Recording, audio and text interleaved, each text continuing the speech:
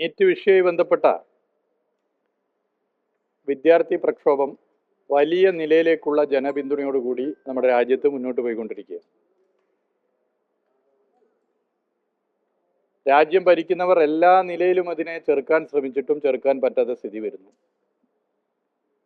പല social media പ്ലാറ്റ്ഫോമുകളും ban ചെയ്യുകയും cut ചെയ്യുകയും ചെയ്യുന്ന സ്ഥിതി ഉണ്ടാകുന്നു. എന്നിട്ടും വലിയ നിലയിലേക്കുള്ള പിന്തുണയാണ്, ജനകീയ പിന്തുണയാണ് ലോകത്തിൻ്റെ വിവിധ ഭാഗങ്ങളിൽ നിന്നും ഈ പ്രക്ഷോഭത്തിന് വരുന്നത്.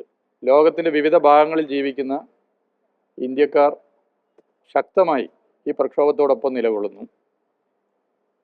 ഇന്ത്യയിലെ വിവിധ സംസ്ഥാനങ്ങളിൽ ഇതിൻ്റെ ഭാഗമായി അത്യുജ്വല പ്രക്ഷോഭം ഉയർന്നു വരികയാണ്.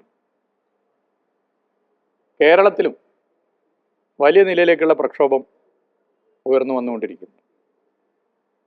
രാജ്യത്ത് ഈ പ്രക്ഷോഭം നടത്തുന്നവരെ ഭരണഘടനാ വിരുദ്ധമായി ഭീകരമർദ്ദനവും കള്ളക്കേസുകൾ വലിയ വകുപ്പുകൾ ഉപയോഗിച്ച് ചാർത്തുകയും ചെയ്യുന്ന സ്ഥിതിയാണുള്ളത്. ഭരണഘടനാ വിരുദ്ധമാണിത്. പ്രതിഷേധിക്കാൻ, പ്രതികരിക്കാൻ ഏതൊരു പൗരനും അവകാശമുള്ള രാജ്യമാണ് ഇന്ത്യ. പക്ഷേ കള്ളക്കേസ് എടുക്കുന്നു. ഭീകരമർദ്ദനം ഇതിൻ്റെ ഭാഗമായിട്ട് വിദ്യാർത്ഥികൾക്കുണ്ടാകുന്നു. ഡൽഹിയിലും വിവിധ ആളുകൾ പ്രക്ഷോഭത്തിൽ പങ്കുകൊണ്ടു. കേരളത്തിൻ്റെ മുഖ്യമന്ത്രിയും ഡൽഹിയിൽ പ്രക്ഷോഭത്തിൽ പങ്കെടുത്ത വ്യക്തിയാണ്. അദ്ദേഹം ആ പ്രക്ഷോഭത്തിൽ പങ്കെടുത്തു. അദ്ദേഹത്തിൻ്റെ ബോഡി ലാംഗ്വേജ് നോക്കൂ, വലിയ താല്പര്യമില്ല എന്നൊക്കെയുള്ള പ്രചരണമുണ്ട്. ഞാൻ അതിലേക്കൊന്നും കിടക്കുന്നില്ല. അദ്ദേഹം ആ പ്രക്ഷോഭത്തിൽ എന്തുകൊണ്ട് സംസാരിച്ചില്ല? ഈ വിഷയത്തിൽ അദ്ദേഹം ശക്തമായ നിലപാട് എന്തുകൊണ്ട് സ്വീകരിച്ചില്ല എന്ന ചോദ്യവും വലിയ നിലയിൽ ഉയർന്നിട്ടുണ്ട്. ഒരു മുഖ്യമന്ത്രി ഒരു പ്രക്ഷോഭത്തിൽ, അതും മറ്റൊരു സംസ്ഥാനത്ത്, അതും രാജ്യത്തിൻ്റെ തലസ്ഥാനത്ത് പങ്കെടുക്കുമ്പോൾ സ്വാഭാവികമായും അതിൽ രണ്ട് വാക്ക് പറയുക എന്നുള്ളത് സാധാരണ നടക്കുന്ന കാര്യമാണ്. പക്ഷെ അദ്ദേഹം അവിടെ ഒന്നും പ്രതികരിച്ചിട്ടില്ല. ഈ വിഷയത്തിൽ ശക്തമായ പ്രതികരണം കേരളത്തിൻ്റെ മുഖ്യമന്ത്രിയുടെ ഭാഗത്ത് നിന്ന് ഉണ്ടായിട്ടില്ല. ഇത് ചർച്ച ചെയ്യപ്പെടുന്ന ഘട്ടത്തിലാണ് കേരളത്തിൽ ജനാധിപത്യപരമായി സമരം ചെയ്യുന്ന, അതായത് ദില്ലിയിലെ വിദ്യാർത്ഥി സമരത്തിന് ഐക്യദാർഢ്യം പ്രഖ്യാപിച്ചുകൊണ്ട് ജനാധിപത്യപരമായി കേരളത്തിൽ സമരം ചെയ്യുന്നവർക്കെതിരെ ശ്രീ VD സതീശൻ്റെ സർക്കാർ കേസെടുക്കുന്നത് വളരെ ഗൗരവമേറിയ വിഷയമാണ്. എറണാകുളത്ത് പനമ്പള്ളി നഗറിൽ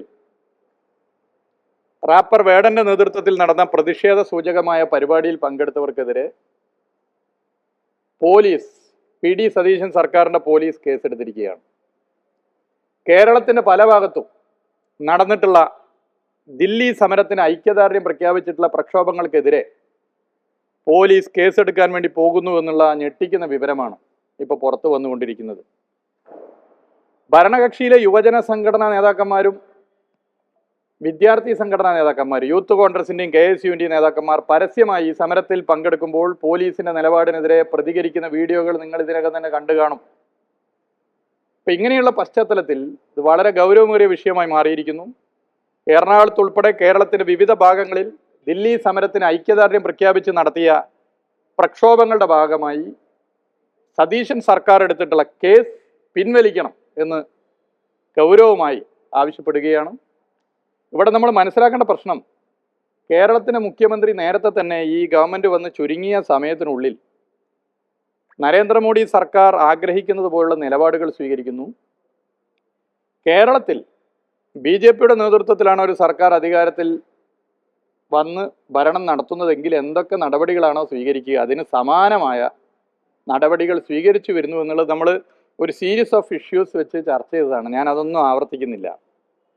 അങ്ങനെയുള്ള ഘട്ടത്തിലാണ് ദില്ലിയിൽ ഖാർഗെയുടെ ജന്മദിനത്തിൻ്റെ കേക്ക് മുറിച്ച് പെട്ടെന്ന് അവിടുന്ന് തീരുമാനിച്ച സമരത്തിൽ പങ്കെടുക്കുമ്പോൾ കേരളത്തിൻ്റെ മുഖ്യമന്ത്രിയുടെ ബോഡി ലാംഗ്വേജ് ചർച്ച ചെയ്യപ്പെടുന്നു. ഞാൻ അതിൻ്റെ വശത്തിലേക്ക് കിടക്കുന്നില്ല. ഒരു വ്യക്തി ഒരു സമരത്തിൽ പങ്കെടുക്കുമ്പോൾ അതിൻ്റെ മുഖഭാവം അയ്യോ അറിയാതെ വിട്ടുപോയതാണ് എന്നൊക്കെ ഉള്ളതാണെന്നുള്ള ചർച്ചകൾക്ക് പിന്തുണ നൽകാനോ അതിൽ പങ്കെടുക്കാനോ ഞാൻ തയ്യാറാകുന്നില്ല. പക്ഷേ ആ സമരത്തിൽ എന്തുകൊണ്ട് കേരളത്തിൻ്റെ മുഖ്യമന്ത്രി സംസാരിച്ചില്ല? BJP ഇതര സർക്കാരുകളിലെ അപൂർവം മുഖ്യമന്ത്രിമാരിൽ ഒരാളാണല്ലോ കേരളത്തിൻ്റെ മുഖ്യമന്ത്രി. എന്തുകൊണ്ട് കേരളത്തിൻ്റെ മുഖ്യമന്ത്രി ശക്തമായി ദില്ലിയിൽ വെച്ച് ഈ സമരത്തെ പിന്തുണച്ച് സംസാരിച്ചില്ല? ഇതും കേരളത്തിൽ ദില്ലി സമരത്തിന് ഐക്യദാർഢ്യം പ്രഖ്യാപിച്ച് നടത്തുന്ന സമരങ്ങൾക്കെതിരെ കേസെടുക്കുന്നത് കൂട്ടി വായിക്കണം. അപ്പോൾ വളരെ ഗൗരവത്തിൽ ഈ വിഷയത്തെ കണ്ടുകൊണ്ട് കേരളത്തിൻ്റെ മുഖ്യമന്ത്രിയുടെ ഇരട്ടത്താപ്പ് ഈ വിഷയത്തിലും കാണാൻ സാധിക്കുന്നു എന്നുള്ളതാണ് കേസെടുത്തതുമായി ബന്ധപ്പെട്ട് കാണേണ്ടത്. ഈ കേസ് ഉടനെ തന്നെ പിൻവലിക്കണം.